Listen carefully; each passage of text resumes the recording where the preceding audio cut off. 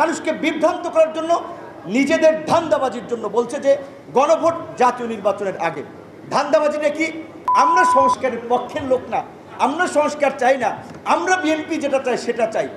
এর চেয়ে ব্যাককল এবং আহাম্মক অকৃতজ্ঞ আর কোনো আছে?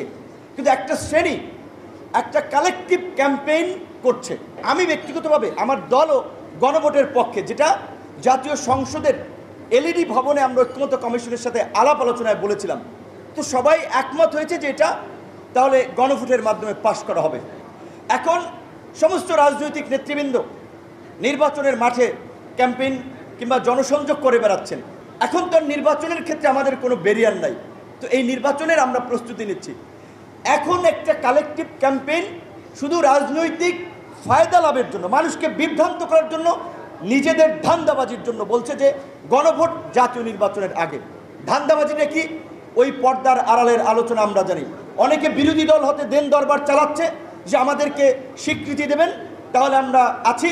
অনেকে 10টার জায়গায় 15টা সিট বার্গেনিং করার জন্য এটাকে একটা টুল হিসেবে সামনে নিয়ে এসে নির্বাচন নিয়ে একটা অনিশ্চয়তা তৈরি করতে চাচ্ছে, শুধুমাত্র তাদের ব্যক্তিগত স্বার্থে, দেশের স্বার্থে, জাতির স্বার্থে নয়। ডিসেম্বরে যদি তফসিল হয়, ফেব্রুয়ারিতে ইলেকশন হয়, সময় বাকি আছে নির্বাচন আগে 1 মাস। 1 মাসের আগে কি একটা গণভোট সম্ভব?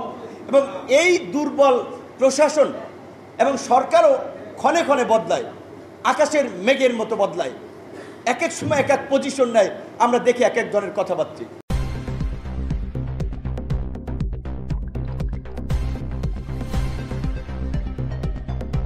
News Vision Digital Multimedia.